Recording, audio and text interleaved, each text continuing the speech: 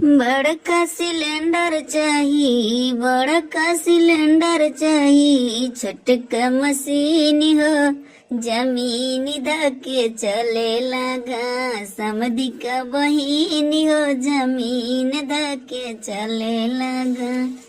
समधी का बहिन हो जमीन धके चले लगा।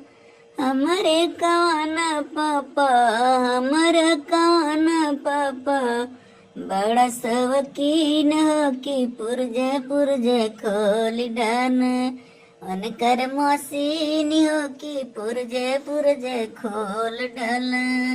अनकर मशीन हो कि पुरजे पुरजे खोल डाले। बड़का सिलेंडर चाहिए, बड़का सिलेंडर चाहिए, छोटकी मशीन हो जमीन धके चले लगा। दूल्हे का बहिन हो जमीन धके चले लगा। दूल्हे के बहिन हो जमीन धके चले लगे। हमारा कौन भैया, हमारा कौन भैया, बड़ा शौकीन हो कि पुरजे पुरजे खोल दियाला। उनकर मशीन हो कि पुरजे पुरजे खोल दियाना।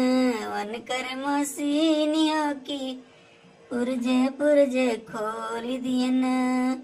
बड़का सिलेंडर हिया, बड़का सिलेंडर चाहिए, छोटकी मशीन हो के जमीन धके चले लगनी।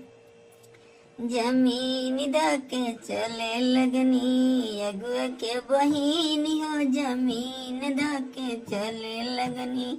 दूल्हे के बहिन हो जमीन धके चले लगनी।